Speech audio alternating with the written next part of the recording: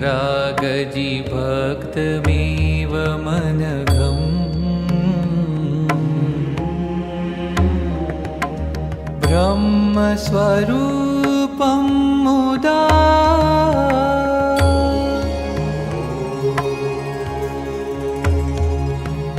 वन्दे यज्ञपुरुषदास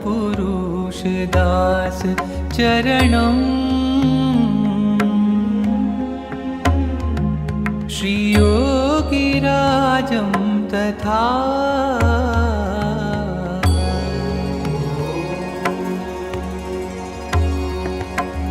वन्दे श्रीप्रमुखं महन्तगुणिनम्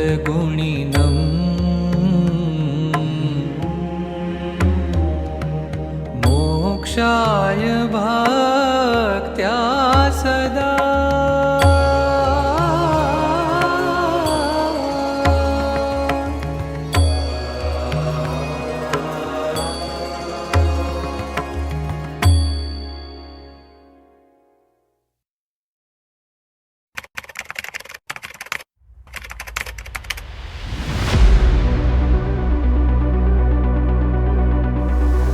દિવાળી તેમજ નવા વર્ષના સસને જય શ્રી સ્વામિનારાયણ. સાધુ કેશવજીવનદાસ.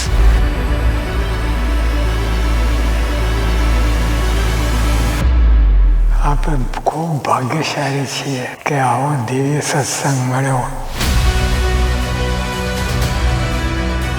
સર્વોપરી ભગવાન અને તેના અખંડારક પ્રગટ સત્પુરુષની પ્રાપ્તિ થઈ.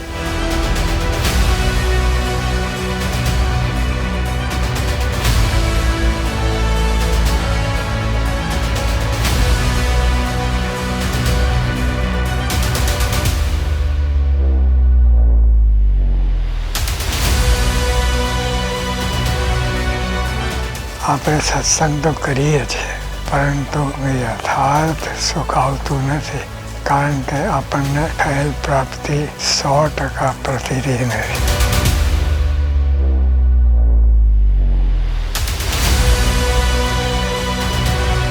સંત દ્વારા પ્રગટ છે એટલે શ્રીજી મહારાજ જ, જરાય ઓછું નહીં. પણ આમાં સમ્યક પ્રકારે રહ્યા છે, જેવા અક્ષરધામમાં છે તે જરાય ઓછું નહીં, સમ્યક 100%. મહારાજે કહ્યું પ્રસંગ 27માં, આવા સંતના નેત્રમાં જોનારા ભગવાન છે, એના પગમાં ચાલનારા ભગવાન છે. એમાં તો સાક્ષાત સાંગો પાંગ નખથી શિખા પર્યંત રૂવાડે રહ્યું છે. સંતે સ્વયં હરી એટલું કે સંત દ્વારા મળ્યા આપણને ભગવાન જ છે, એવું કંઈ નહીં. સ્વામીઓ આજે ભગવાન સિવાય કંઈ છે જ નહીં અંદર. આવી રીતે આપણે પ્રાપ્તિ થઈ છે. આ વર્ષે સૌ ભેગા મળી નક્કી કરીએ કે મારે રોજ ખટકો રાખી નિયમિતપણે 15 મિનિટ પ્રાપ્તિનો વિચાર કરવો છે. આવું કરવાથી અંતર શાંતિ રહેશે.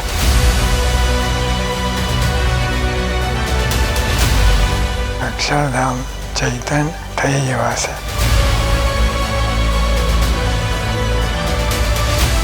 સત્પુરુષના ભાવને પામશું.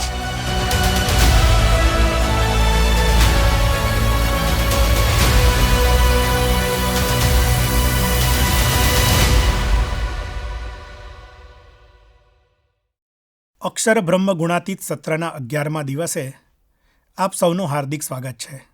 સૌને જય સ્વામિનારાયણ. ગુરુહરિ મહંત સ્વામી મહારાજની અંતરની ઈચ્છા છે કે દેશ વિદેશમાં વસતા સૌ હરિભક્તો દરરોજ 15 મિનિટ પ્રાપ્તિનો વિચાર કરે. પરંતુ આપણામાંથી ઘણાને એ પ્રશ્ન મૂંઝવે છે કે 15 મિનિટ સુધી પ્રાપ્તિના વિચારમાં કરવાનું શું છે?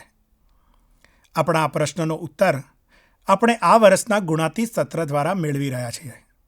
સત્રના બીજા જ દિવસે પૂજ્ય આત્મતૃપ્ત સ્વામીએ 15 મિનિટ પ્રાપ્તિનો વિચાર કેવી રીતે કરવો તેનું માળખું આપણને સમજાવ્યું હતું, જેમાં 3 પગથિયા છે. સૌ પ્રથમ પગથિયું છે વિચાર. સત્પુરુષના મહિમાના વિચાર દ્વારા આપણને તેમની સચ્ચાઈની પ્રતીતિ આવે છે. બીજું પગથિયું છે વિશ્વાસ. આવા સાચા બોલા સંતના વચનને યાદ કરી તેમાં વિશ્વાસ રાખીને આપણે પ્રાપ્તિને જેમ છે તેમ સમજી શકીએ છીએ. અને ત્રીજું પગથિયું એટલે કૃતાર્થપણાનો વિચાર. આવી અદ્ભુત પ્રાપ્તિને કારણે આપણે ધન્ય થયા છીએ, આપણે કૃતાર્થ થયા છીએ તેવા આનંદ અને કેફની અનુભૂતિ કરીએ ત્યારે પ્રાપ્તિનો વિચાર પૂર્ણ થાય. પ્રાપ્તિના વિચારની આ રીતને આપણે દરરોજ ગુણાતીત સત્રમાં વધુને વધુ સ્પષ્ટ અને દ્રઢ કરી રહ્યા છીએ. અને હવે આજે આપણે ગુણાતીત ગુરુવર્યોની અહમ શૂન્યતાની વાતો સાંભળવાના છીએ. તો સૌ પ્રથમ આપણે ગુણાતીત ગુરુવર્યોની અહમ શૂન્યતાની વાતોને સાંભળીએ અને માણીએ પૂજ્ય બ્રહ્મવિહારી સ્વામીના વક્તવ્ય દ્વારા. જેમ ગુરુહરિ પ્રમુખ સ્વામી મહારાજે ઘર સભાનો એક આગવો વિચાર આપ્યો અને આજે ઘરના કુટુંબના જે કોઈ પ્રશ્ન હોય, સાથે સાથે સામાજિક કોઈ પ્રશ્ન હોય, એ બધાનો ઈલાજ ઘર સભામાંથી હજારો કુટુંબોને પ્રાપ્ત થયો છે. એમ ગુરુહરિ મહંત સ્વામી મહારાજનો આ એક આગવો વિચાર મૂળ શાસ્ત્રોક્ત છે, સૈદ્ધાંતિક છે, પણ આપણને સહજ રીતે મહંત સ્વામીએ આજ્ઞા કરી કે નિત્ય 15 મિનિટ પ્રાપ્તિનો વિચાર કરવો. જો પ્રાપ્તિનો વિચાર ક્લિયર હોય તો અકોર્ડિંગ ટુ મી ગમે તેટલા જિંદગીના પર્સનલ ઇશ્યુઝ હોય, જેમ ઘર સભાથી સામાજિક ઇશ્યુઝ સોલ્વ થાય, એમ અત્યારે વિશ્વની અંદર મોટામાં મોટી ચેલેન્જ છે એ પર્સનલ ઇશ્યુઝની. કે આખું જ્યારે વિશ્વ કસ્ટમાઇઝ થઈ ગયું છે અને સેલ્ફ સેન્ટર્ડ બની ગયું છે અને દરેકના મનની અંદર વ્યક્તિગત વિચાર, વ્યક્તિગત જીવન, વ્યક્તિગત માન્યતા, it's all based on personal opinions, personal life. એમાં જ્યારે personal crisis is the biggest challenge અને એની અંદર આ પ્રાપ્તિનો વિચાર એ સંપૂર્ણ રીતે એક ચમત્કાર સર્જી શકે એમ છે. Whether it's personal disaster, whether it's personal failure, whether it's personal disease, whether it is personal depression, or whether it is personal distraction. આ દરેકની અંદર પ્રાપ્તિનો વિચાર હોય કે ભાઈ આપણે કોના છીએ, who do we belong to, અને આપણા મા બાપ કે આપણા કયા વારસામાં આપણે ઉત્પન્ન થયા છે. It completely changes the way you think and live.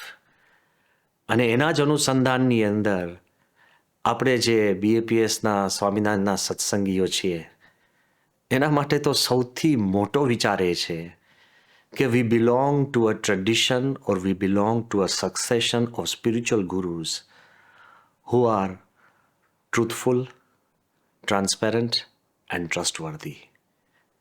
સત્યના આધારે આપણો સંપ્રદાય ચાલે છે અને આપણી સંપૂર્ણ આધ્યાત્મિક ગુરુ પરંપરા ભગવાન સ્વામિનારાયણથી લઈ આજે ગુરુહરિ મહંત સ્વામી સુધી દરેક ગુરુ પરંપરાની અંદર દરેક આપણા ગુરુઓ એમણે સત્યના આધારે, સચ્ચાઈના આધારે અને એકદમ સૌહાર્દના આધારે આખો સંપ્રદાય ચલાવ્યો છે.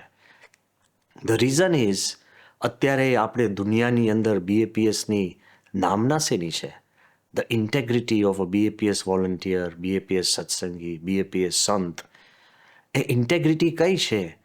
કે આ બધા સાચા છે, સત્યના આધારે, જરા પણ દંભ નથી, જરા પણ અહમ નથી, નમ્રતાના આધારે આખો આ સંપ્રદાય ચાલે છે.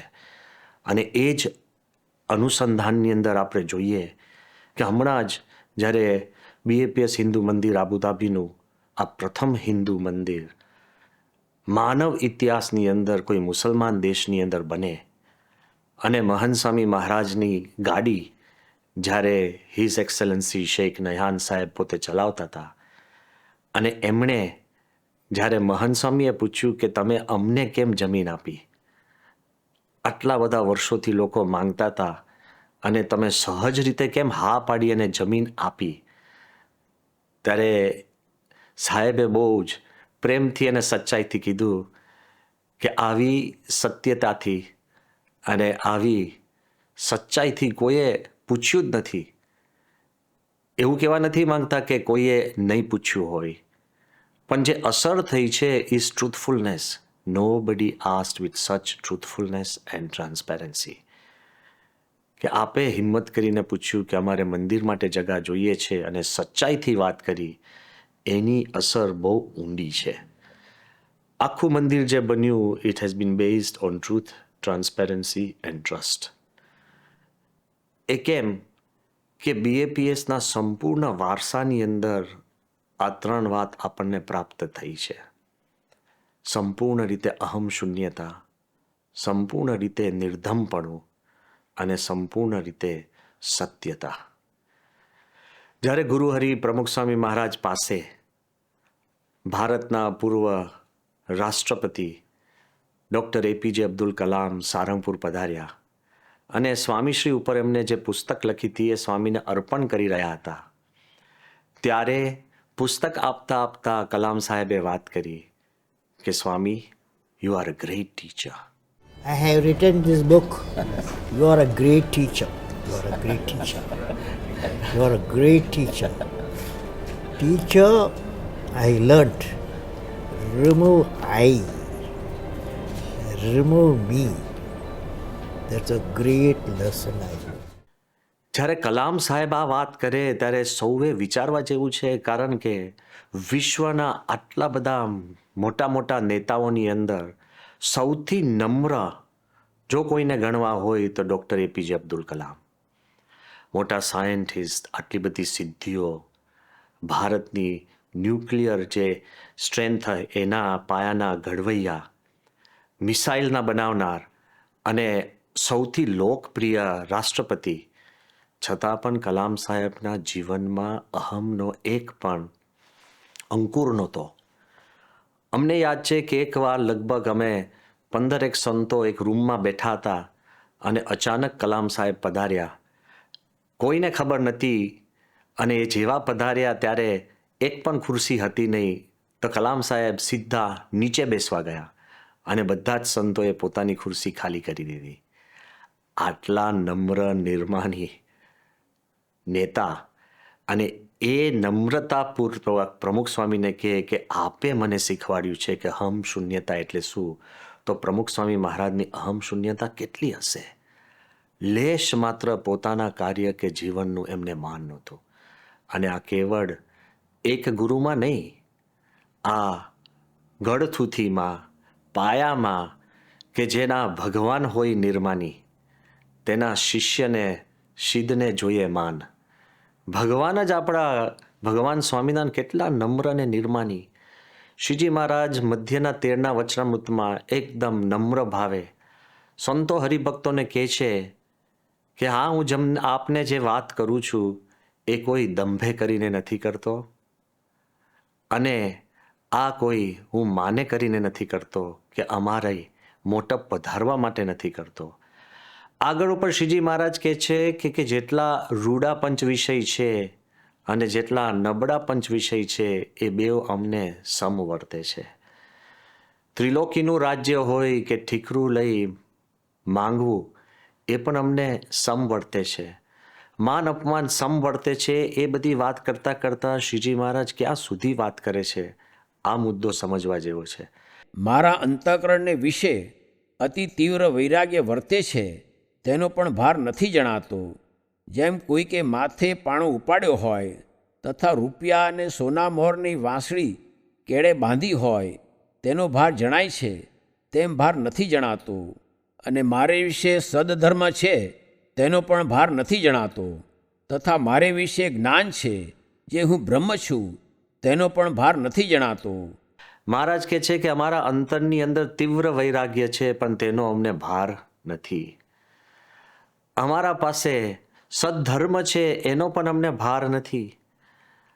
અમારા પાસે જ્ઞાન છે કે હું બ્રહ્મ છું એનો પણ અમને ભાર નથી. એટલે તમામ પ્રકારના ગુણો છે, પણ ગુણનો પણ ભાર ન હોય એવું શ્રીજી મહારાજનું જીવન હતું. અને નમ્રતા કઈ હદ સુધી, તો મહારાજ મધ્યના 28ના વચનામૃતમાં કહે છે, જેનું રૂડું થાય છે તે પણ ભગવાનના ભક્તની સેવામાંથી જ થાય છે. માટે અમારે તો ભગવાનનો રાજીપો થયા સારું જન્મો જન્મ ભગવાનના ભક્તની જ સેવા કરવી છે અને જેમ અમારો નિશ્ચય છે તેમજ તમારે પણ નિશ્ચય કરવો કે ભગવાનના ખરેખર ભક્ત હોય તો તેનો પણ હું ભક્ત છું અને તેની ભક્તિ હું કરું છું. અને જન્મો જન્મ એવો નિર્ધાર કર્યો છે કે ભગવાનના ભક્તની સેવા જ કરવી. કે એકવાર શ્રીજી મહારાજ જીવા ખાચર અને સંતોને લઈ અને મુક્તાનંદ સ્વામી જ્યાં વિદાય લેતા હતા ત્યાં મહારાજ પહોંચ્યા. મહારાજ રોજા ઘોડા પરથી ઉતરી મુક્તાનંદ સ્વામીની પ્રદક્ષિણા શરૂ કરી. મુક્તાનંદ સ્વામીએ રોક્યા. પછી શ્રીજી મહારાજે કીધું કે ભાઈ તમારા જેવા સંત આ બ્રહ્માંડમાં નથી, કારણ કે તમે અમકાજે કેટલા અપમાન સહન કર્યા, કેટલું તપ કર્યું. અને મહારાજ આગળ વાત કરે છે કે અમને તમારી સેવા કરવા દો. હવે આ કંઈ વાત શો કરવા નથી, એમના જીવમાં છે ને અંતરમાં છે. કેવળ શ્રીજી મહારાજે વાતો કરી એવી નથી, કારણ કે નીલકંઠવર્ણી રૂપે શ્રીજી મહારાજે કેટલું તપ કર્યું છે કોઈ કલ્પી ન શકે. મહારાજે તાળ તડકો ભૂખ તરસ અને કેટલા અપમાનો સહન કર્યા છે. અમુક જગ્યાએ તો પંગતમાં જમવા ગયા હોય ને 7-7 વાર ઉઠાડે, કોક વાર તો 18 વખત ઉઠાડ્યા હોય, અને કેટલી તો એવી નોંધ નહીં લેવાઈ હોય કે કેટલાય અપમાન સહન કર્યા હશે, છતાં પણ શ્રીજી મહારાજને પોતાના તપનો પણ ભાર નહીં અને સહન શક્તિનોય ભાર નહીં. પોતે તપ કર્યું અને સંતો હરિભક્તોને ઉત્સવો કરાવીને આનંદ કરાવડાયો. આ વિચાર દેખાડે છે કે મહારાજે સહન કર્યું, પોતે નમ્ર હતા, નિર્માની હતા. તો એમની ગુરુ પરંપરાની અંદર પણ એક ગુરુ, ગુણાત્યાન સ્વામીનું જ્યારે વડતાલમાં અપમાન થયું તો ગુણાત્યાન સ્વામીને ખબર હતી કે અપમાન કરવાના છે, છતાં પણ ગયા.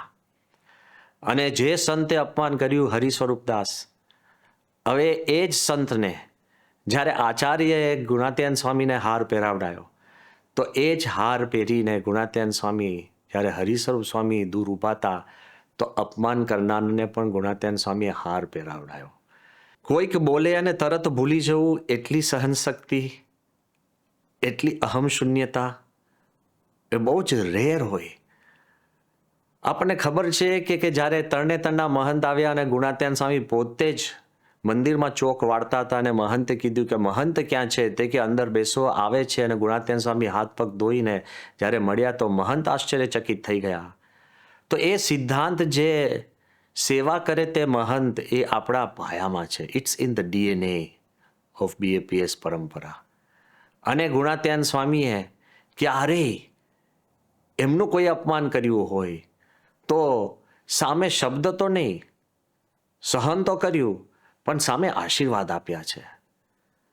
ઉગા ખુમારનો પ્રસંગ બધાને ખબર છે. અને જ્યારે ગુણાત્યાન સ્વામી એના ગામના પાદરે જાય છે અને ઉગા ખુમારના ઓર્ડર્સથી બધા એમનું સખત અપમાન આખા સંત મંડળને મારે છે અને બધા સિસકારા ખાતા ખાતા ગામના પાદરે બેસે છે અને કોક કહે છે કે આ દરબારને ત્યાં દીકરો ક્યાંથી હોય કે સંતોનું અપમાન કરે, આવી રીતના તગેડે અને સ્વામિનારાયણના મુંડિયાને મારે, તો ક્યાંથી ભગવાન કૃપા કરે? એ સાંભળીને ગુણાત્યાન સ્વામી કહે છે કે સંતો આપણે પ્રાર્થના કરીએ કે દરબારને ત્યાં દીકરો થાય. અણસમજણનો એમને વિરોધ છે અને ત્યાં સંતોની જોડી ટીંગાય અને દરબારને પણ આગળ ઉપર સત્સંગ થાય છે. કૃપાનંદ સ્વામીને બધા સંતો એ પ્રાર્થનામાં જોડાય છે. તો કહેવાનો ભાવાર્થ એ છે કે અહમ શૂન્યતા, તો સામે કાંઈ બોલવું નહીં એ તો બરાબર, દેહથી ફર રહેવું પણ બરાબર, પણ અપમાન કરનાર મારનારની પણ સામે પ્રાર્થના કરે એવી આપણી આ ગુરુ પરંપરાની પ્રથા છે. We are fortunate.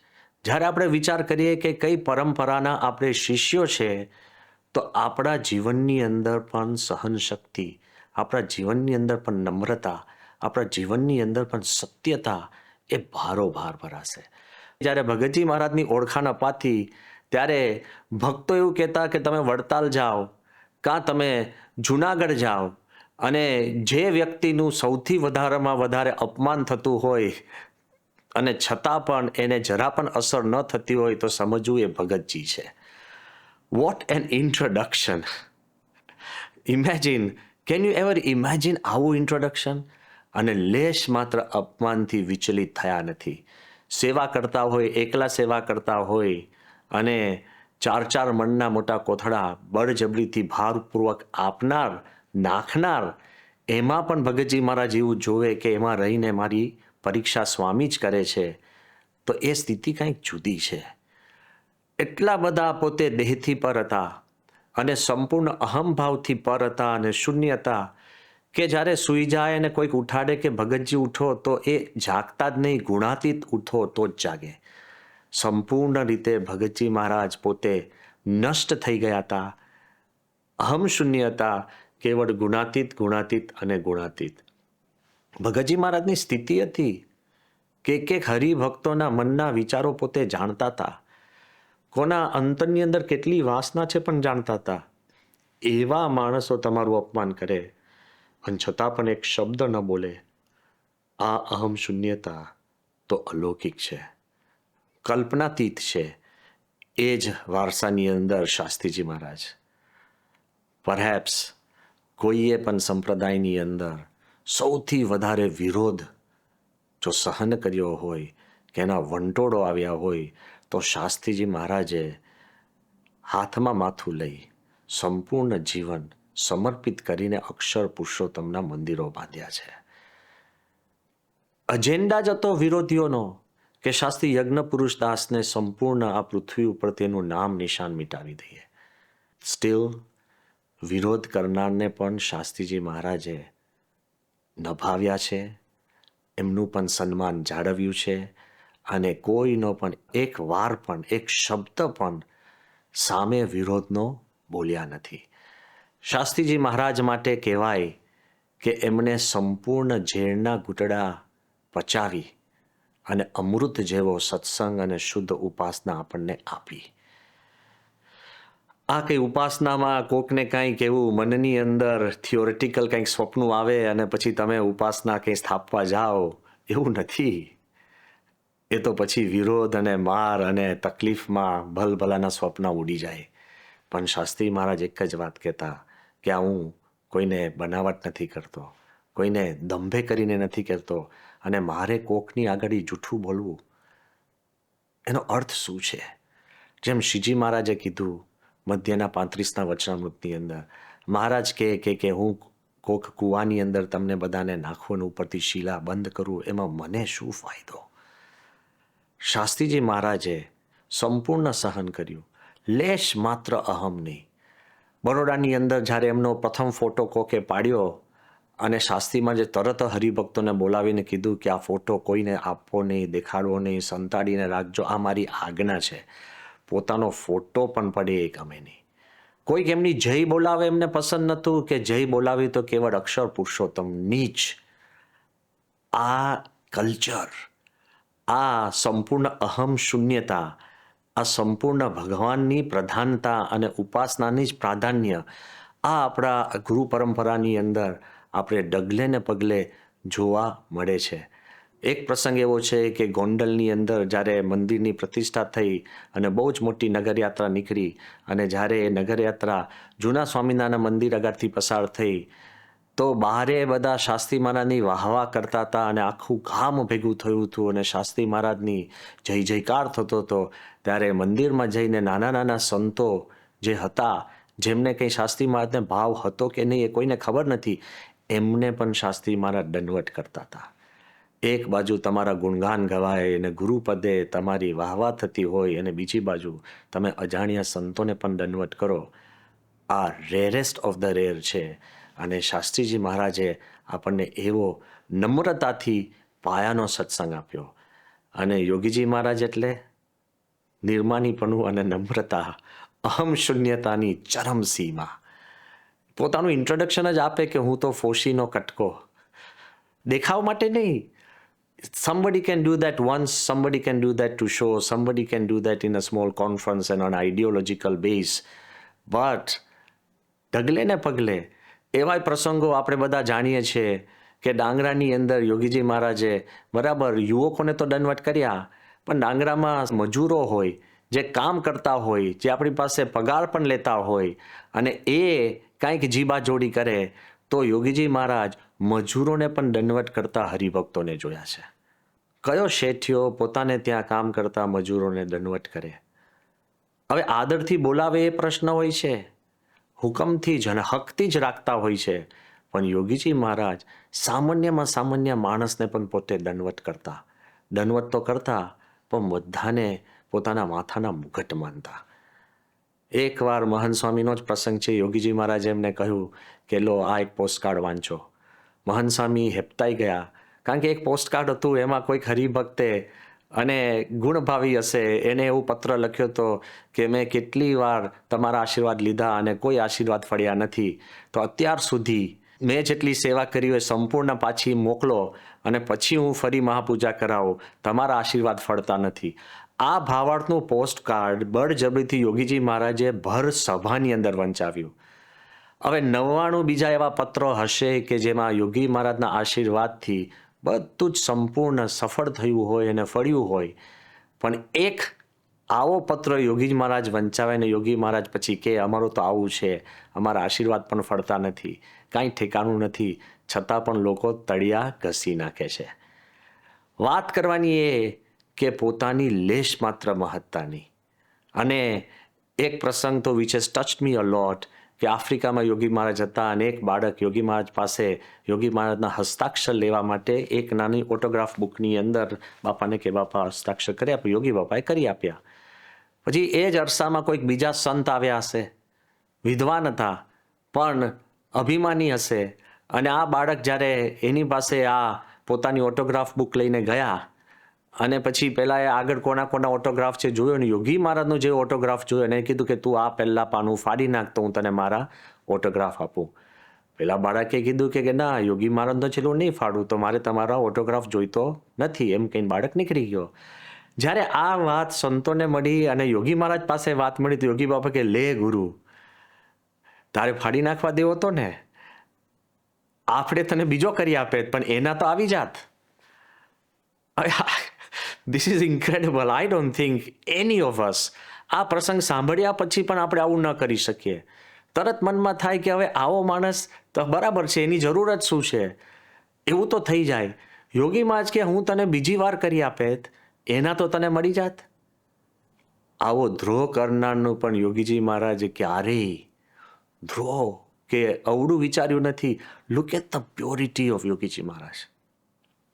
એમની નજરની અંદર અને એની હાજરીની અંદર લોકોના અહમ પીગળી જતા. યોગીજી મહારાજની ખાલી એક નજીકપણાની અંદર people changed and transformed, people felt different. અને Pramukh Swami Maharaj the highest of the height. Kalam સાહેબ એમને એમ નથી કીધું કે I have learned how to give up I and how to give up મી.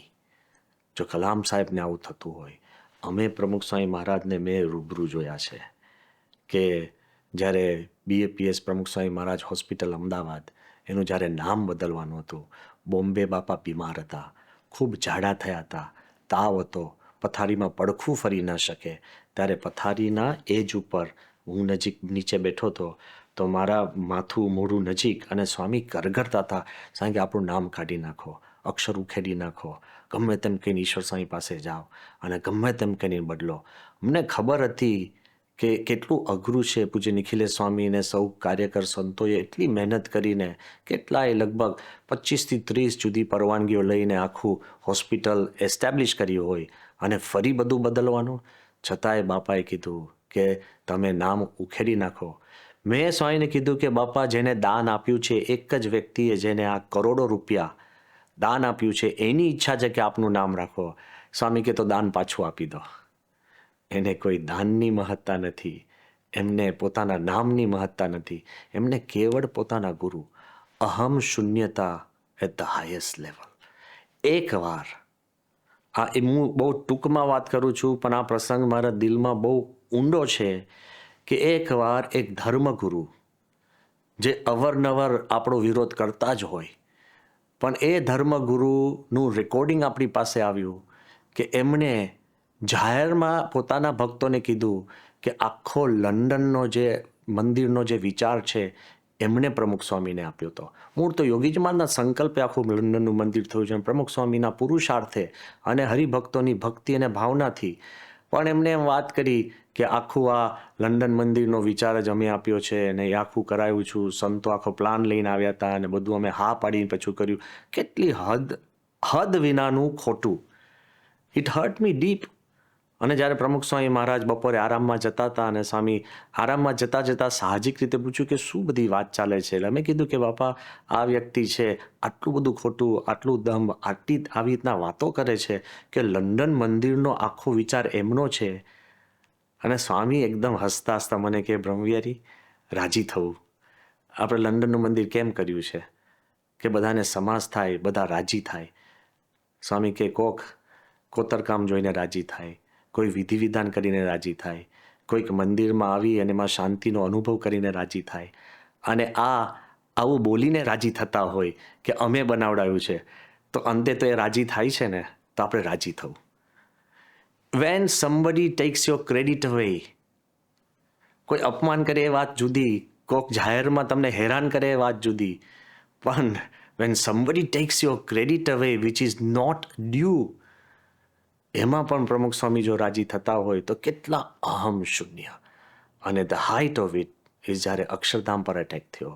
સ્વામી એક શબ્દ નહીં, જ્યારે આખો દેશ તમારી જોડે હોય, આખા વિશ્વની લાગણી તમારી જોડે હોય અને બધા જ પોતપોતાની રીતે અભિપ્રાય આપતા હોય, ત્યારે પ્રમુખ સ્વામી મહારાજે સહન કરી, લેશ માત્ર કોઈ શબ્દ ઉચ્ચાર્યો નથી. અને એટલે જ કલામ સાહેબે, ત્રણેક જુદા ધર્મગુરુઓએ કલામ સાહેબને પૂછ્યું હતું કે તમે પ્રમુખ સ્વામી મહારાજ ઉપર આ પુસ્તક કેમ લખ્યું, ટ્રાન્સેન્ડન્સ, વાય હિમ? ત્યારે કલામ સાહેબે આખો આ પ્રસંગ ટાંક્યો કે દુનિયામાં દરેક ધર્મ એ સહન કરવાની વાત કરે છે, પણ આવું સહન કરી અને આટલું સવડો વિચાર કરી અને ધર્મ ટકાવી રાખ્યો હોય, પોતા પર અટેક થાય અને એક શબ્દ ન બોલે, તો આ પ્રમુખ સ્વામી છે. આપ સૌ આવું કરો તો આપના ઉપર પણ પુસ્તક લખવું, પણ આ પ્રમુખ સ્વામી મહારાજનું જીવન કંઈક જુદું છે. એ જ વારસાની અંદર ગુરુ હરિ મહંત સાંઈ મહારાજ, એમનું મુખારવિંદ જ, બાપાનું મુખારવિંદ તમે જુઓ ને દર્શન કરો ને, તમારો અહમ ઓગળી જાય. મુક્તાનંદ સ્વામી માટે કહેવાતું કે ગમે તેવો કોઈ મારમાર કરતો આવતો હોય અને એમના દર્શન કરે તો માણસ શાંત થઈ જાય.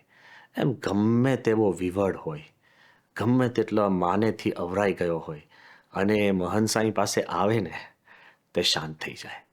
He has that amazing spiritual ability of leveling everybody and everything. એક બહુ જ મોટા IPS અધિકારીએ મને કહ્યું હતું કે હું મહંત સાંઈના દર્શન કરું છું તો મેં શાંતિથી ખૂણે ખાચરે એમનો આખું મુખારવિંદ જોયું. There is not a single expression of ego on his face. અહમની એક પણ રેખા નથી. That is મહંત સાંઈ મહારાજ. અને જોઈ લો પ્રમુખ સ્વામી શતાબ્દી મહોત્સવ, 600 એકરની નગરી, એમાં બધું જ હતું. કોઈ જગ્યાએ મહંત સાંઈનો ફોટો જોયો? મહંત સ્વામીનો એક પણ નહીં. આખું નગર અને ક્યાંય મહંત સાંઈની તમને પ્રેઝન્સ એવી દેખાય નહીં, ફિઝિકલ. આ મહંત સાંઈ મહારાજ છે. ગુરુ તો એ જ, એમના જ બળે આટલો મોટો ઉત્સવ થયો છે.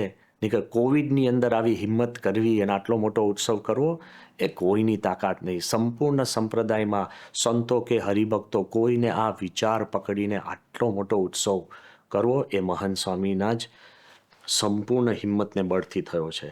છતાં પણ એમની કોઈ એવી પ્રેઝન્સ નહીં. અને એન્ડમાં બધા જ સ્વયંસેવકોની ચરણરજ, જેટલા યાત્રિકો દર્શનાર્થીઓની ચરણરજ ભેગી કરીને મહંત સ્વામીએ માથે ચડાવી. વ્યક્તિગત એમની રૂમમાં એમણે માથે ચડાવી છે કે એમની ભાવના ને ભક્તિ, ભક્તનો પણ હું ભક્ત છું. કાર્યકર સુવર્ણ મહોત્સવ, ask yourself who did this. કાર્યકરોને આવી રીતે નવાજવા, to pay tribute to the કાર્યકર. મહોત્સવ થાત, ઇવેન્ટ થાત, 50 વર્ષ પૂરા થયા એનો આપણે એક નાનો પ્રસંગ કરે, આ લેવલે, ટુ ધીસ લેવલ. અને ડગલે ને પગલે કાર્યકરો માટે જે ભાવના, દુનિયાની અંદર એક વાત શરૂ થઈ છે, મોટા ઓર્ગેનાઇઝેશનની અંદર વાત શરૂ થઈ ગઈ છે, મેસિવ પોલિટિકલ પાર્ટીસની અંદર એક પ્રકારનો એક જબરજસ્ત પ્રભાવ પડ્યો છે કે પોતાના નાનામાં નાના કાર્યકરની આટલી બધું બહુમાન, સંપૂર્ણ સંસ્થા એમાં જોડાઈને આટલા બધા કાર્યકરોને અંતરથી સજાવવા, રાખવા અને એનો એકદમ સદભાવથી આવો ઇવેન્ટ કરવો, નોબડી કેન ડુ ઇટ. બહારના માટે કોક કરો, કોક ઇવેન્ટ માટે કરો, ગુરુ માટે કરો, પણ કાર્યકર માટે કરવું આ મહંત સાંઈ મહારાજ છે. શ્રીજી મહારાજે જે કહ્યું કે હું તો ભગવાનના ખરેખરા ભક્તનો પણ હું ભક્ત છું. જેનું રૂડું થાય છે તે પણ ભગવાનના ભક્તની સેવામાંથી જ થાય છે. માટે અમારે તો ભગવાનનો રાજીપો થયા સારું જન્મો જન્મ ભગવાનના ભક્તની જ સેવા કરવી છે. અને જેમ અમારો નિશ્ચય છે તેમજ તમારે પણ નિશ્ચય કરવો. મહંત સ્વામી એક જ વાત આપણને આપી છે કે દાસાનો દાસાનો દાસાનો દાસ. અને એ મહંત સ્વામીની વાત તમે સમજો તો આપણને ખબર પડે કે આખો આ સંપ્રદાય છે. આપણે કદાચ કોક મોટા સંપ્રદાયની અંદર એક બે ગુરુ એવા અદ્ભુત અલૌકિક અને આધ્યાત્મિક હોય, પણ સંપૂર્ણ પરંપરા જ્યારે દિવ્ય, અલૌકિક, આધ્યાત્મિક, અહમ શૂન્ય, સત્યના આધારે, કોઈ પણ દંભ નહીં. That's vote the world needs. આપણે ત્યાં જે અહમ શૂન્યતા છે અને જે સત્યતા છે, લેશ પણ દંભ નહીં, એ જેમ શ્રીજી મહારાજના વખતથી ગુરુહરિ પ્રમુખ સ્વામી મહારાજ અને ગુરુહરિ મહંત સ્વામી, એમાં આપણને નજર દેખાય છે. આપણે કંઈ દૂરબીન લઈને શોધવાની જરૂર નથી. આપણે તો જ્યાં હાથ નાખીએ ત્યાં અહમ શૂન્યતા જ અનુભવાય છે. એના આધારે જો વિચાર કરશું તો આ આપણને જે પ્રાપ્તિ થઈ છે, આપણે કોણ છે એના કરતાં આપણે કોના છીએ, તો આપણી ચાલ બદલાશે, વિચાર બદલાશે, આપણી બોલવાની રીત બદલાશે અને જીવન જીવવાની આપણને દિશા બદલાશે. આઈ પર્સનલી બિલીવ આ પ્રાપ્તિનો વિચાર will make a stronger, honest, unbeatable, invincible. કોઈ પણ પરિસ્થિતિની અંદર લેશ માત્ર આપણા મુખારવિંદ ઉપર દુઃખની રેખા નહીં દેખાય. આનંદ, આનંદ અને આનંદ. એવો વિચાર મહંત સ્વામીએ આપ્યો છે. કોઈ પણ પ્રશ્ન આપણને ના થાય અને સીધા જ અક્ષરધામમાં બેસી જઈએ એવી અદ્ભુત રીત બાપાએ શીખવાડી છે. આપણે નિત્ય કરી શકીએ એ જ પ્રાર્થના. આપણને જે ગુરુવર્યો મળ્યા છે તે નિર્માની છે, અહમ શૂન્ય છે. તેની પ્રતીતિ આવે તેવું અદ્ભુત વક્તવ્ય આપવા બદલ આપણે પૂજ્ય બ્રહ્મવિહારી સ્વામીના આભારી છીએ. જ્યારે જ્યારે ગુરુ પરંપરાના જીવનનો વિચાર કરીએ છીએ ત્યારે તેમની નિર્માનિતા અને નિર્દંભતાની અનુભૂતિ ચોક્કસ થાય છે. પરંતુ તેમના જીવનના નિર્માનીપણાને અને નિર્દંભતાને ખૂબ નજીકથી પ્રત્યક્ષપણે નિહાળવાનો લાભ પ્રાપ્ત થયો છે તેમના અંતેવાસી સેવક સંતોને. ગુરુહરિ મહંત સ્વામી મહારાજની સેવામાં અવિરત રહેતા પૂજ્ય શ્રુતિપ્રિય સ્વામી અને પૂજ્ય ઉત્તમ યોગી સ્વામી પાસેથી સ્વામીશ્રીની નિર્માનિતા અને નિર્દંભતાના અનુભવને જાણીએ અને અંતરમાં તેઓની સચ્ચાઈની પ્રતીતિ કરીએ. પરમ પૂજ્ય સ્વામીશ્રીની સાથે સેવામાં છીએ તો સ્વામી બાપાના જીવનમાં એક ગુણ મને ખૂબ સ્પર્શી ગયો છે અને એ છે કે સ્વામી બાપાનું નિર્દંભપણું, એમની નિર્દોષતા. જ્યારે હું સ્વામી બાપાની સાથે સેવામાં નવો જોડાયો ત્યારે સ્વામી બાપા સાથે પત્ર લેખનની સેવા વિશેષ કરીને રહેતી અને સ્વામી બાપાનું વિચરણ પણ એટલું વ્યસ્ત રહેતું કે નાના સમયનો પણ સદુપયોગ કરી અને પત્ર લેખનની આ સેવાનું કાર્ય કરવાનું થતું. એમાં એક વખત એવું બન્યું, સ્વામી બાપા સાથે અમે બોચાસણથી સારંગપુર જઈ રહ્યા હતા. સ્વામી બાપા ગાડીમાં આગળની સીટ ઉપર બેઠા હતા અને પાછળ અમે સંતો હતા. અને પછી સ્વામી બાપાની ઈચ્છા અનુસાર પત્ર લેખન અને હરિભક્તોના ફોન, આ બધું સેવા કાર્ય ચાલુ થયું.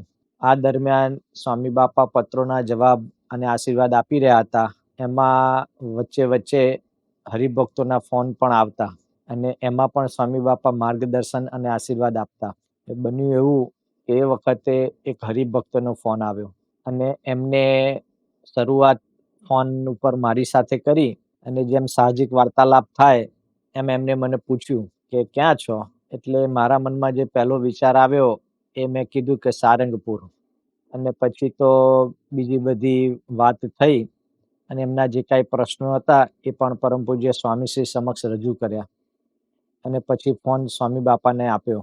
એટલે સ્વામીશ્રીએ તેમના પ્રશ્નનું માર્ગદર્શન આપ્યું અને જ્યારે ફોન પૂરો થયો ત્યારે તે હરિભક્તે સ્વામી બાપાને જય સ્વામિનારાયણ કર્યા અને સાથે સાથે છેલ્લે સ્વામીશ્રીને પૂછ્યું કે આપ ક્યાં છો? ત્યારે સ્વામીશ્રીએ કહ્યું કે અમે બોચાસણથી નીકળ્યા અને તે તારાપુરની આજુબાજુ પહોંચ્યા છીએ. અને પછી તો ફોન પૂરો થયો અને બીજું સેવા કાર્ય પણ આગળ ચાલુ થયું. પરંતુ ભગવાનની કૃપા અને પરમ પૂજ્ય મહંત સ્વામી મહારાજના આશીર્વાદથી સ્વામી શ્રી જ્યારે બોલ્યા કે બોચાસણથી નીકળ્યા અને તારાપુરની આજુબાજુ છીએ, ત્યારે મારા મનમાં અંતરદ્રષ્ટિ થઈ અને એક વિચાર આવ્યો કે આ પુરુષ કેટલા નિર્દંભ છે અને કેટલા સાચા છે, કેટલા પ્રામાણિક છે. આ જ પ્રશ્ન જ્યારે હરિભક્તે મને પૂછ્યો ત્યારે મેં કીધું સારંગપુર. અને એ ઉત્તર આપ્યા પછી મારા મનમાં તો જરાક પણ એવું હતું નહીં કે હું ખોટું બોલ્યો છું અથવા તો એ હરિભક્ત સાથે દંભ કર્યો, કપટ કર્યું, એવું મારા મનમાં જરાય એવું હતું નહીં. પરંતુ સ્વામી બાપા કેટલા સાચા પુરુષ છે કે એમને જે હતું એ કીધું કે બોચાસણથી નીકળ્યા છીએ અને તારાપુરની આજુબાજુ પહોંચ્યા છીએ. આ પ્રસંગ મારા હૃદયમાં એટલો બધો કોતરાઈ ગયો અને સ્વામી બાપા નિર્દંભ પુરુષ છે, નિર્દોષ પુરુષ છે, એની જે મારી પ્રતીતિ છે એમાં વધારો થયો અને સ્વામી બાપાનો મહિમા પણ સમજાયો કે સ્વામી કેટલા દિવ્ય અને પવિત્ર પુરુષ છે. બીજો એક પ્રસંગ એવો બનેલો કે સ્વામી બાપા સાથે અમે હોંગકોંગ વિચરણમાં હતા અને ત્યાં સ્વામીશ્રીનો રૂટીન જે ચાલતું હતું એમાં વોકિંગ સ્વામીશ્રી કરતા. હવે અહીંયા આગળ મોટી મોટી ઊંચી ઇમારતો હોવાથી કોઈ સમથળ જગ્યા પ્રાપ્ત થાય તેમ ન હતી, એટલે સ્વામીશ્રી એ દિવસો દરમિયાન ટ્રેડમિલ ઉપર વોકિંગ કરતા. અને એ વખતે અમને બધાને જરા વિચાર આવ્યો કે આપણે સ્વામી બાપાનું વોકિંગ એવી રીતે ગોઠવીએ કે જેથી આજુબાજુની બધી બિલ્ડિંગો દેખાય અને જે દરિયો છે એ પણ સ્વામીશ્રી જોઈ શકે અને એવી રીતે રોજ વોકિંગ થતું હતું. એક દિવસ અમે એ જ બિલ્ડિંગમાં એક હરિભક્ત ગુણભાવી હતા, એમના ત્યાં પધરામણીએ ગયા. ત્યાં એક એન્ટિક ફોન હતો જે વર્ષો પહેલા જૂના જમાનામાં આપણે જોયેલો છે કે જેનું રિસીવર હોય અને આપણે એક આપણા મોઢા આગળ રાખી શકીએ ને કે કાન આગળ રાખી શકીએ ને પછી ફોન ઉપર વાતચીત કરી શકાય. આ ખૂબ જૂનો ફોન હતો. એટલે મારા મનમાં એવું થયેલું કે પરમ પૂજ્ય પ્રમુખ સ્વામી મહારાજના તો આપણે દર્શન કર્યા છે કે સ્વામી બાપા આવી રીતે ફોન ઉપર વાત કરતા હોય, પરંતુ હવે તો મોબાઈલનો જમાનો આવી ગયો એટલે પરમ પૂજ્ય મહંત સ્વામી મહારાજના આવા કોઈ દર્શન થયા નથી. એટલે મને સહેજે થયું કે આપણે આ ફોન જો આ હરિભક્ત હા પાડે તો અહીંયાથી લઈ લેવો અને પછી બાપાને વાત કરવી અને બાપાનો એક ફોટો પાડી લેવો કે જેથી આપણને કાયમી સ્મૃતિ રહે અને હરિભક્તોને પણ આ દર્શન સદાય થાય. પરમ પૂજ્ય મહંત સ્વામી મહારાજ પધરામણી કરતા હતા એ બહાર નીકળ્યા એટલે મેં પેલા હરિભક્તને વિનંતી કરી અને કહ્યું કે આપનો આપ જે ફોન છે એ અમને 2 દિવસ માટે આપશો, પછી આપને પરત આપી દઈશું. એટલે પેલા હરિભક્તો તો ખૂબ રાજી થયા અને એમને રાજી થકા એ ફોન અમને આપ્યો.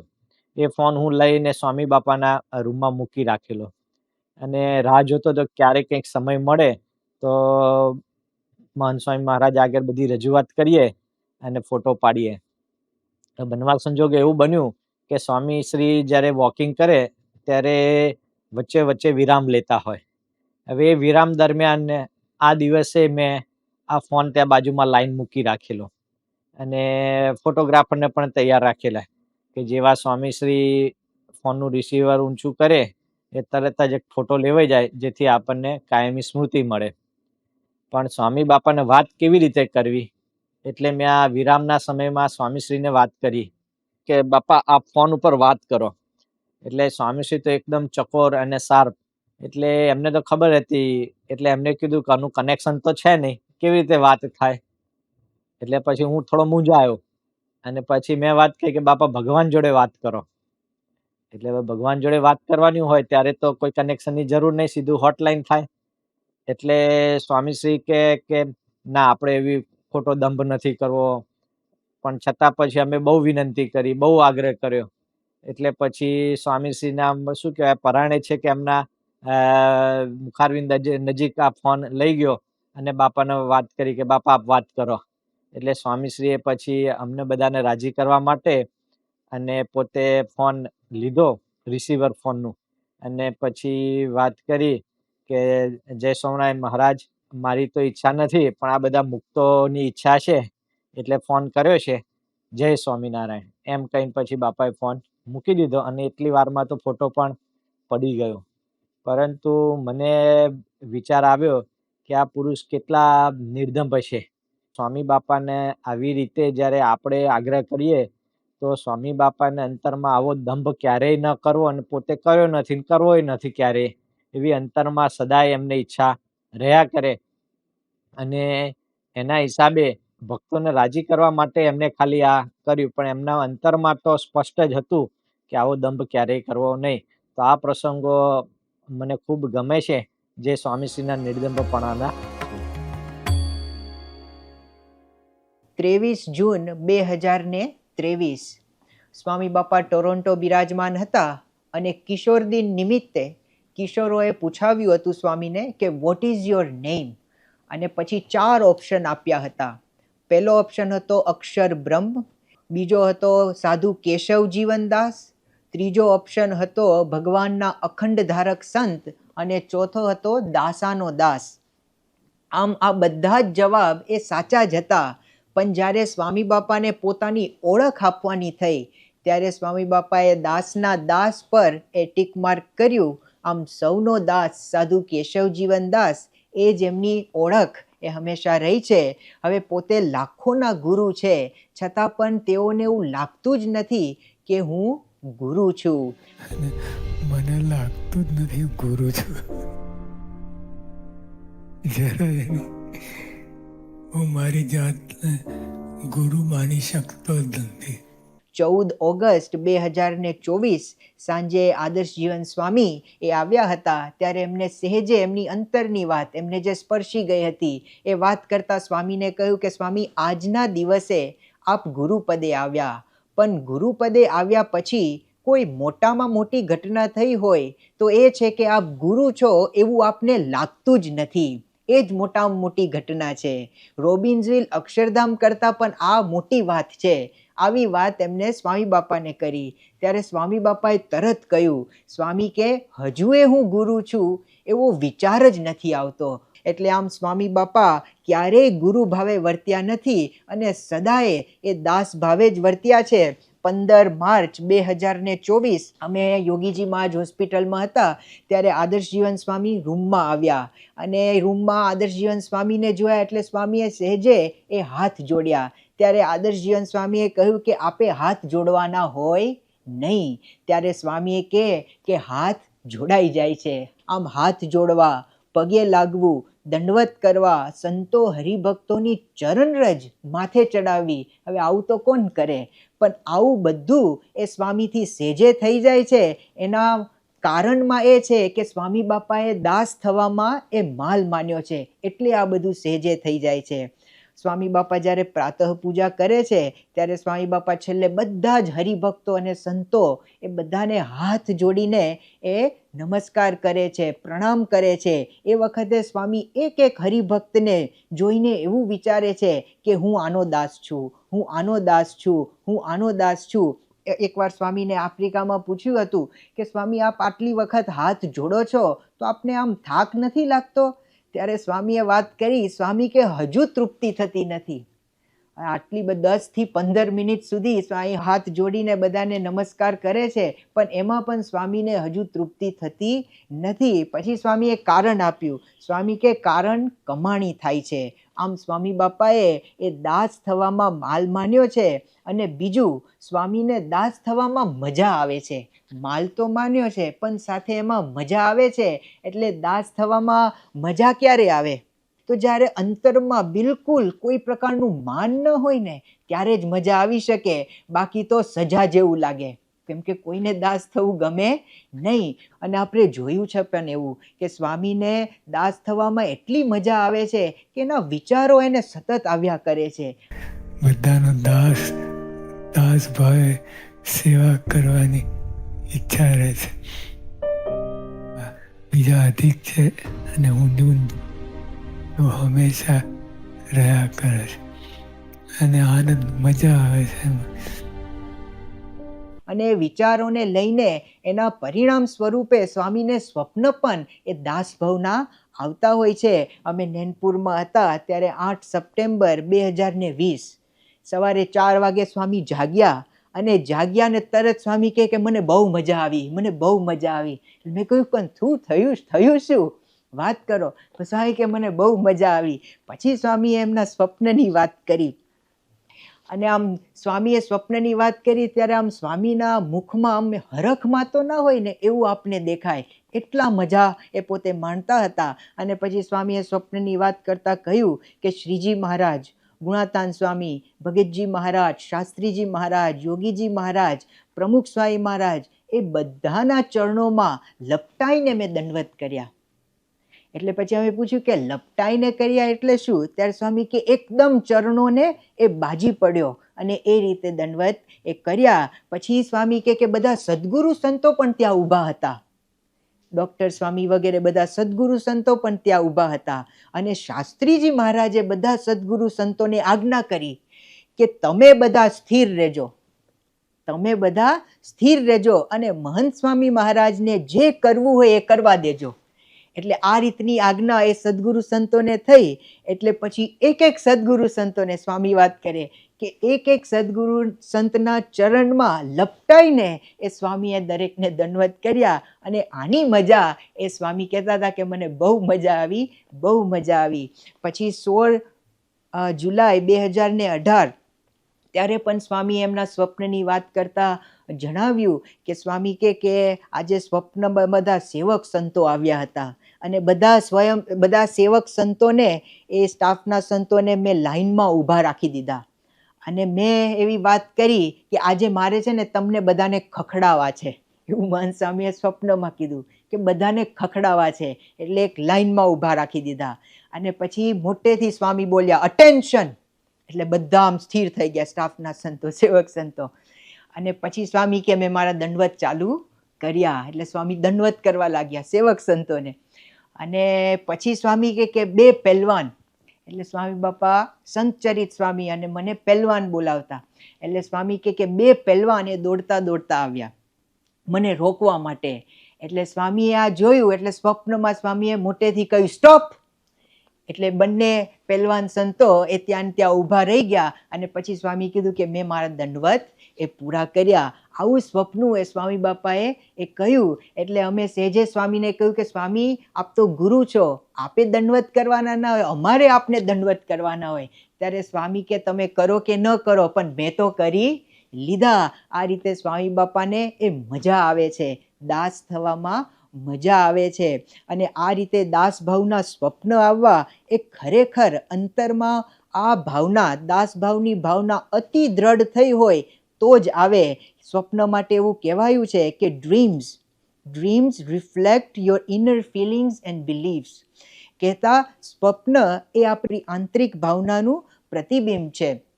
એટલે ખરેખર અંતરથી જે વ્યક્તિ દાસ થયો હોય એને જ આવા સ્વપ્ન એ આવે. આ રીતે દાસભાવમાં સ્વામીને મજા આવે છે. એટલે નાના બાળકો પાસેથી પણ એ સ્વામી બાપા આશીર્વાદ લઈ શકે છે. અમે નૈનપુરમાં હતા ત્યારે ડૉક્ટર વિસ્મયભાઈ, હવે એ સ્વામીની સેવામાં આવ્યા હતા. ત્યારે એમના 3 વર્ષનો દીકરો એ પણ સાથે આવ્યો હતો. એટલે એકવાર સ્વામીએ મિત્રાંશને જોયો અને એમને નજીક બોલાવ્યો. અને નજીક બોલાવીને સ્વામી બાપા એની આગળ એકદમ આમ નીચા નમી ગયા આશીર્વાદ લેવા માટે. હવે આમ મિત્રાંશ પણ શૂરવીર, એને હાથ લંબાવ્યો સ્વામીને આશીર્વાદ આપવા માટે. આમ એક બાળક પાસેથી એ સ્વામી બાપા આશીર્વાદ લઈ શકે છે. પછી 4 વર્ષ બાદ, 4 વર્ષ પછી 6 એપ્રિલ 2024 સ્વામી બાપા સારંગપુર હતા ત્યારે ફરી મિત્રાંશ આવ્યો હતો. એ વખતે એની ઉંમર 7 વર્ષની હતી. એટલે સ્વામીને મળતો હતો ત્યારે સંતોએ ગમ્મતમાં કહ્યું કે સ્વામી બાપાને આશીર્વાદ આપવા છે ફરી. હવે તો નિર્દોષ બાળક, એને એવું કહ્યું કે સ્વામી કે તો હું આપું, સ્વામી જો મને કે તો હું આપું. એટલે સ્વામીએ તો ઉત્સાહથી કહ્યું કે લાવો આપો. એવું કહી અને સ્વામી ફરી નીચા નમી અને ફરી આ મિત્રાંશ બાળકે એ સ્વામીને આશીર્વાદ આપ્યા. આમ એક નાના બાળક પાસેથી આશીર્વાદ લેતા સ્વામી બાપાને સંકોચ થતો નથી. એટલે પોતે કેટલા અહમ શૂન્ય હશે તેનો આપણને ખ્યાલ આવે. એને શ્રીજી મહારાજે પુરુષોત્તમ બોલ્યા પ્રીતેમાં દાસ ભાવની વ્યાખ્યા કરતા કહ્યું કે બીજાનો મહિમા સમજે અને પોતાના દોષ જુએ એ દાસ. બીજાનો મહિમા સમજે અને પોતાના દોષ જુએ એ દાસ. તો સ્વામીને બીજાનો મહિમા છે એટલે જ પોતે દાસ ભાવે વર્તી શકે છે. 29 માર્ચ 2021 ત્યાં નૈનપુરમાં ફૂલદોલ ઉત્સવ સવારે ઉજવાયો અને પછી તો સ્વામી બાપાએ વિદાય લીધી અને પોતાના ઉતારે ગયા. પણ ત્યાં છે ને બધું ડેકોરેશનમાં પેલા ગુલાલ ને બધું મૂકવામાં આવેલું, એટલે અંદર બધા યુવકો એકબીજા ઉપર ગુલાલ નાખ્યા અને આખું મેદાન, એ ભાગ આખો રંગવાળો થઈ ગયો. તમે નીચે જુઓ એટલે રંગ જ દેખાય અને બધા વ્યવસ્થિત એ રમ્યા હતા. હવે આ વાત સ્વામી બાપા જ્યારે સાંજે વોકિંગમાં આવ્યા ત્યારે સ્વામી બાપાને કરી અને સ્વામી બાપાને ફોટા પણ બતાવ્યા કે સ્વામી આ રીતે બધાએ એ ખેલ ખેલ્યો. પછી સ્વામી બાપા કે આપણે ત્યાં જવું છે. અમે કીધું આપ હમણાં જ વોકિંગ કર્યું, થાકી ગયા છો, પણ સ્વામી બાપાએ આગ્રહ રાખ્યો કે જવું છે. એટલે સ્વામી બાપા બીજે દરવાજેથી આખા ફરી અને આ જ્યાં લીમડો હતા, જ્યાં ઉત્સવ થયો હતો ફૂલદોલનો, ત્યાં આવ્યા અને સ્વામી બાપા આમ જોયું અને આખું બધું ગુલાલ વાળું થઈ ગયું તો આમ મલકાતા હતા. આપને દેખાય સ્વામી આમ રાજી થતા હતા. અને પછી ત્યાં એક લીમડાનું ઝાડ હતું, ત્યાં સ્વામી એકદમ નીચા નમી અને લીમડાના ઝાડને પગે લાગ્યા. પછી રાત્રે સ્વામીને પૂછ્યું કે આપ લીમડાના ઝાડને કેમ પગે લાગ્યા? ત્યારે સ્વામીએ સરસ વાત કરી. સ્વામી કે કેમ? બધા મુક્તોએ ત્યાં લીલા કરી. સ્વામી કે બધા મુક્તોએ ત્યાં લીલા કરી. પછી સ્વામી કે મારે તો દંડવત કરવા હતા, પણ એક ઝાડને નિશાન બનાવી તેને પગે લાગ્યો. પછી સ્વામી કે આ હવે બધી તકલીફ છે એટલે દંડવત થઈ શકે નહીં, બાકી મારે તો દંડવત જ કરવા હતા. પછી સ્વામી કે તમારા બધાનો મહિમા હોય ને? પછી સ્વામીએ કહ્યું કે મહિમા ખાલી કહેવાનો ને? પછી સ્વામીએ કહ્યું કે મહિમા ખાલી કહેવાનો છે, વર્તનમાં લાવવાનો છે. આ રીતે સ્વામી બાપાને એ દરેકનો મહિમા છે. સ્વામી બાપા અંતરથી બધા સંતો હરિભક્તોનો ખૂબ જ મહિમા સમજે છે અને સાથે પોતાના દોષ જુએ છે. હવે આપણને થાય કે સ્વામીમાં તો એક પણ દોષ નથી, તો કેવી રીતે પોતાના દોષ જોતા હશે? પણ સ્વામી બાપા બીજાના દોષ પોતાના માથે લઈ લે છે. 2001ની સાલમાં અમેરિકાથી બધા બાળકો ભારત યાત્રા માટે આવેલા અને બોચાસનમાં બધા બાળકો ભેગા થયેલા ત્યારે મહંત સ્વામી મહારાજનું એક પ્રવચન ગોઠવવામાં આવ્યું હતું. હવે સ્વામી બાપાએ આ પ્રવચન માટે ખૂબ જ મહેનત કરી હતી અને ખૂબ જ તૈયારી કરી હતી, કેમ કે આ બધા પરદેશના બાળકો, એટલે આખું પ્રવચન અંગ્રેજીમાં કર્યું. Pramukh Swami and Sriji Maharaj said that you are great soul, you have to believe it. It is to love itself as divine being. અને એની પાછળ મહેનતે કરી અને પછી સ્વામી બાપાએ બધા બાળકોને સમજાય તો એની માટે ડ્રોઈંગ્સ પણ સ્વામી બાપાએ સુંદર ડ્રોઈંગ્સ પણ કરાવ્યા હતા અને કર્યા હતા. એટલે આ રીતે ખૂબ જ મહેનત કરી હતી. પણ જ્યારે સ્વામી બાપાએ આ પ્રવચન કર્યું ત્યારે વાત કંઈક અલગ જ બની. સ્વામી બાપા પ્રવચન કરતા હતા ત્યારે બધા બાળકો એ સૂઈ ગયા અને અમુક શૂરવીર બાળકો તો પગ લાંબા કરીને સૂઈ ગયા. હવે આટલી બધી મહેનત કરી હોય આપણે અને આવું પરિણામ આવે તો કેવું થાય કે આ કોઈ બાળકો સમજતા જ નથી, એવો સહેજે મનમાં વિચાર આવી જાય. પણ સ્વામી બાપાએ આ બધું જોયું અને પછી તો સ્વામીએ પ્રવચન પૂરું કરી અને વિચરણમાં આગળ નીકળી ગયા. પણ પછી સ્વામી બાપાએ એક પત્ર લખ્યો, માફીનો પત્ર, અને સ્વામીએ કહ્યું કે મને માફ કરજો કે મારું પ્રવચન મેં બરોબર કર્યું નહીં અને ફરી હું આવું થવા દઈશ નહીં. Next time it won't happen. Sorry, pardon me. Yours, Sadhu Kesavjiandas. જય શ્રી સ્વામિનારાયણ. આમ સ્વામી બાપાએ માફી માગી. હવે આ પ્રસંગ તો ત્યાં પૂરો થઈ ગયો. પછી 27 ઓગસ્ટ 2023 અમે રોબિન્સવિલ હતા ત્યારે આ પ્રસંગના અનુસંધાનમાં સ્વામી બાપાને અમે પૂછ્યું હતું કે સ્વામી બાપા આ પ્રસંગમાં આપનો કોઈ વાંક નહોતો, આપનો કોઈ વાંક જ નહોતો, આપે તો પૂરી તૈયારી કરી હતી, તો પણ આપે માફી કેમ માગી? ત્યારે સ્વામી બાપાએ સરસ વાત કરી. સ્વામીએ કહ્યું, બાળકોનો વાંક નથી, મારો જ વાંક છે, એટલે સહેજ માફી મગાય. પણ એવું ના લાગે કે હું આટલો મોટો છું અને આ આટલા નાના છે, તું આનો કેવી રીતે માફી માંગુ? મોટાની વાત જ નહીં. આ સત્સંગમાં કોઈ મોટો દાસના દાસ એટલે નાના બાળક લાગે પણ એનો એ દાસ થયો. પછી સ્વામી બાપા રૂમમાં આવ્યા અને રૂમમાં સ્વામી બાપાએ એમની અંતરની જે ભાવના હતી એ વ્યક્ત કરતા સ્વામીએ કહ્યું, ભલે આઈ રિમેન ડેડ, એટલે ડેડ, પણ બાળકો સવાયા થાય. ભલે હું બુદ્ધું રહું પણ બાળકો આગળ ખૂબ આગળ જાય. આવું સ્વામી બાપા બોલ્યા ત્યારે આપણને ખ્યાલ આવે કે સ્વામી બાપાનું અંતર કેટલું શુદ્ધ હશે, કે એમનો કોઈ વાંક નથી, એમનો કોઈ દોષ નથી, તો પણ આ બધા દોષ એ પોતે લઈ લે છે એમના માથે. તો એમનું અંતર કેટલું પવિત્ર હશે, કેટલું શુદ્ધ હશે, ત્યારે જ આ રીતે બાળકોની માફી માગી શકે છે. તો આપણે પણ એમના ચરણમાં પ્રાર્થના કરીએ કે એમનામાં જેવો દાસ ભાવ છે, એમનું જેવું પવિત્ર હૃદય છે, એમનું જેવું શુદ્ધ અંતકરણ છે, એવું આપણું પણ થઈ શકે. એ જ એમના ચરણોમાં પ્રાર્થના. શ્રી સ્વામિનારાયણ ભગવાનની જય. ખરેખર કોઈ વ્યક્તિની સાથે 2 દિવસ પણ રહીએ તો તેના અંતરમાં રહેલ અહંકાર જણાયા વગર રહે જ નહીં. પરંતુ વર્ષોથી મહંત સ્વામી મહારાજની સેવા કરતા તેમના અંતેવાસી સેવકોનો આ અનુભવ આપણને પ્રતીતિ કરાવે છે કે ખરેખર તેમના જીવનમાં અહંકાર છે જ નહીં. આવા નિર્માની, આવા નિર્દંભ અને અહમશૂન્ય સંતના વચનમાં વિશ્વાસ કેમ ન આવે? જે પુરુષોને આપણી પાસે લેશ માત્ર માનની કે કોઈ પ્રકારની અપેક્ષા નથી, તે ખોટું શા માટે બોલે?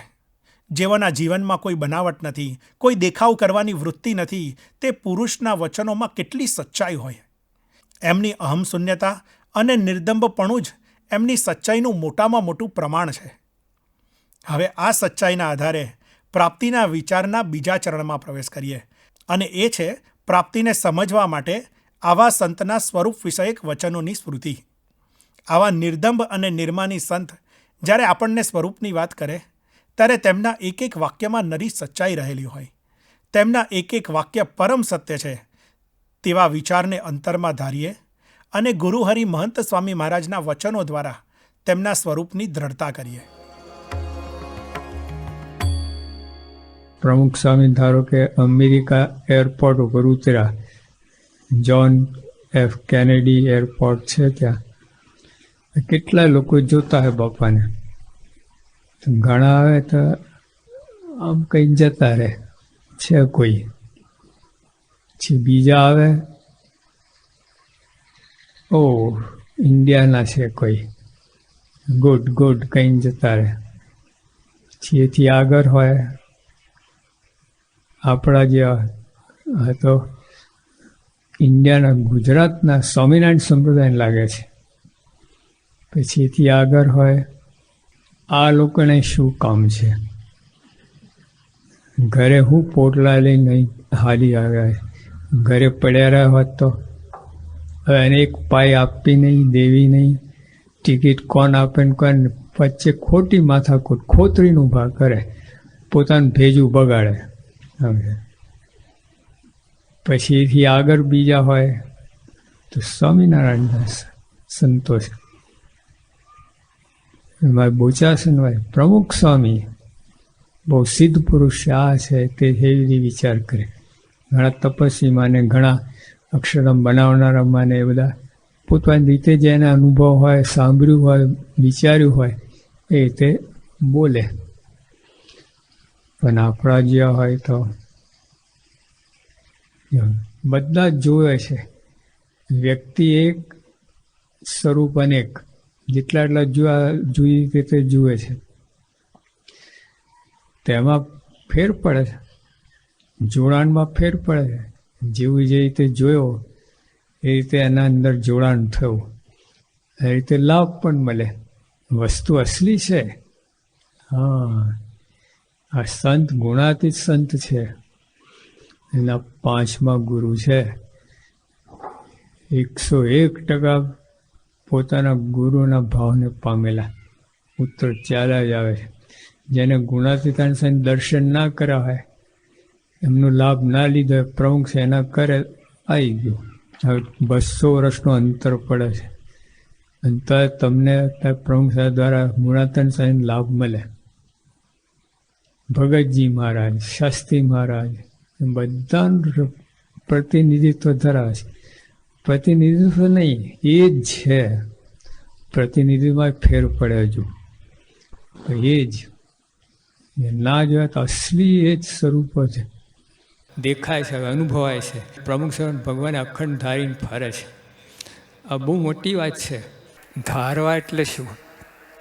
મહારાજે પોતે વાત કરી, આવા સંતના નેત્રમાં જોનારા ભગવાન છે, એના પગમાં ચાલનારા ભગવાન છે, એની સર્વે ક્રિયામાં ભગવાન જ કાર્ય કરે છે.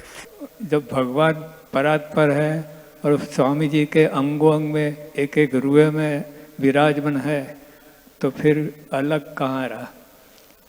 અત્યારે ભગવાન અક્ષરધામમાં છે, એ જ આપણને અત્યારે પ્રત્યક્ષ મળ્યા છે. નિષ્કાળ સ્વયં કહ્યું, સંત એ સ્વયં હરી. એટલે સંત ભગવાન નથી થઈ જતા, પણ ભગવાને અખંડ ધાર્યા છે, એટલે બધું જ ભગવાન કરે છે. એટલે એ રીતે આપણને એમ ભગવાન મળ્યા હોય અને જે રીતે બધું કાર્ય થાય એ રીતે આજે કાર્ય થઈ રહ્યું છે. આજે પણ અત્યારે બાપાના દર્શન આપણે બધા કરી રહ્યા છે, પણ સાક્ષાત શ્રીજી મહાના જ દર્શન છે સંત દ્વારા. એટલે આવી રીતે માનીને આપણે લેશ માત્ર ઓછું લાવવાનું નથી, ભગવાનના આપણે દર્શન થઈ રહ્યા છે, એ રીતે આપણે આ સત્સંગ કરવાનો છે. જય સ્વામિનારાયણ. આપણને જે પ્રાપ્તિ થઈ છે તે ભલે દેખાય સાદી, પણ સોના જેવી પ્રાપ્તિ થઈ છે.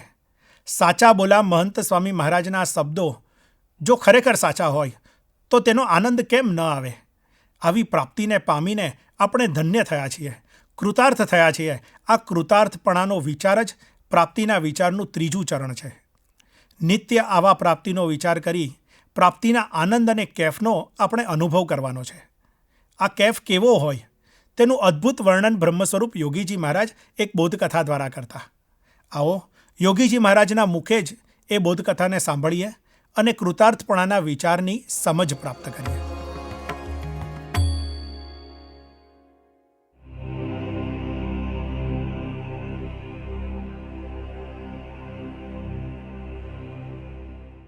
ભાવનગરમાં મીટિંગ દરબારો નથી.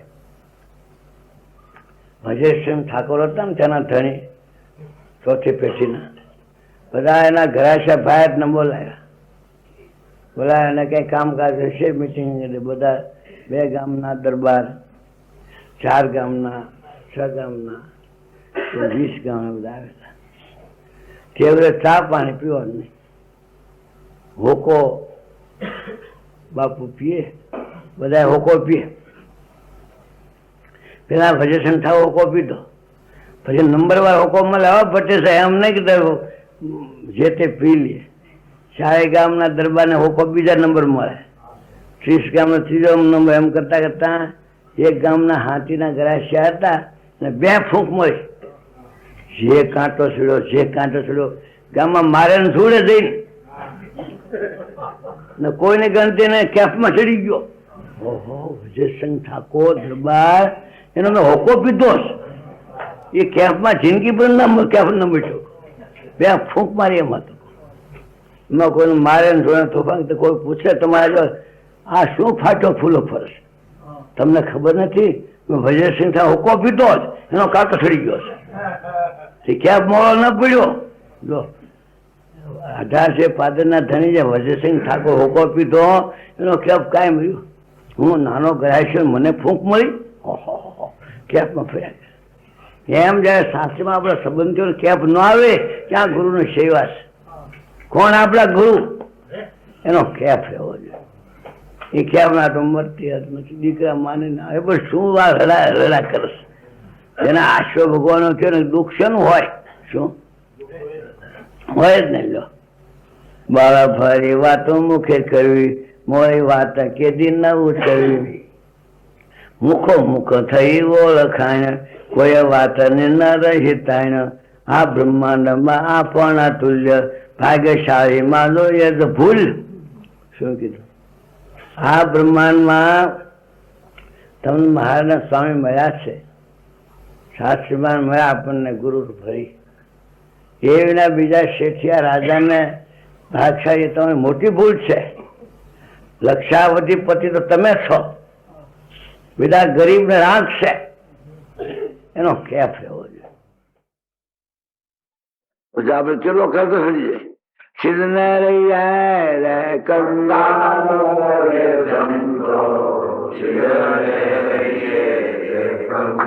જાણે માયરો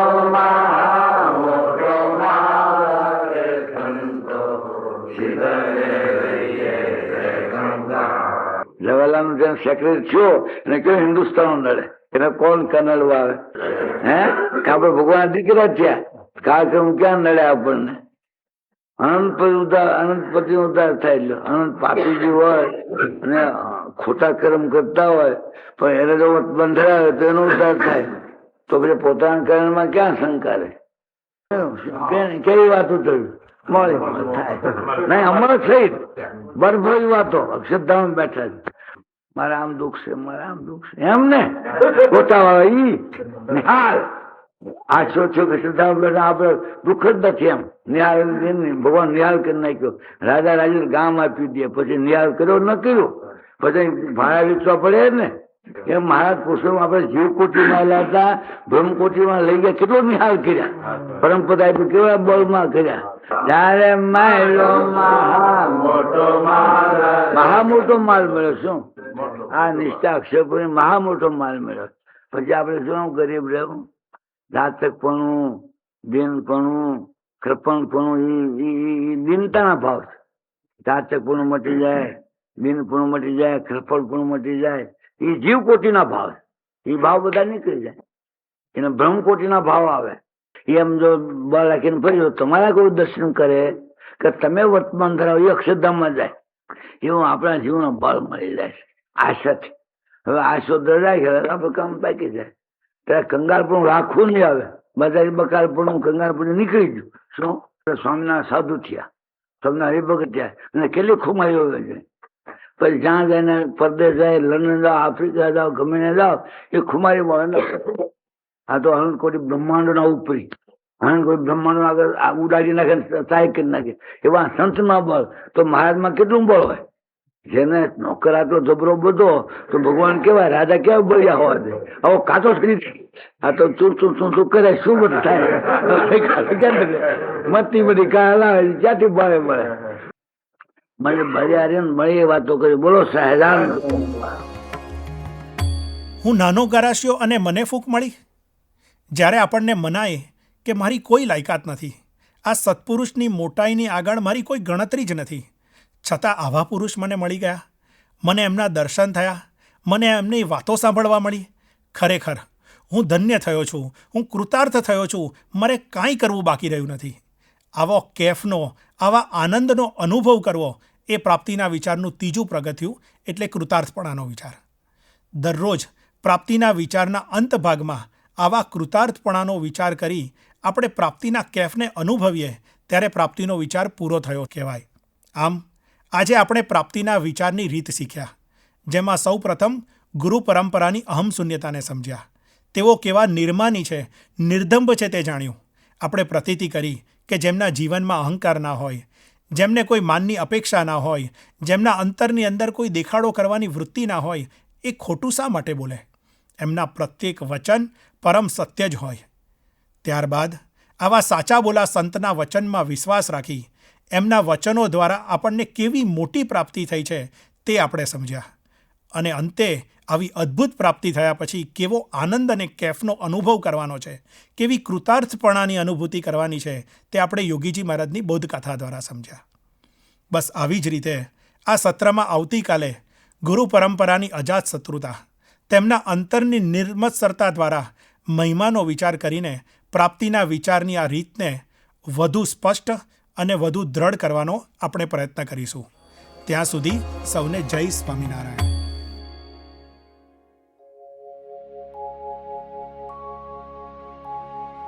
गुणातीतं गुरुं प्राप्य ब्रह्मरूपं निजात्मनः विभाव्यदासभावेन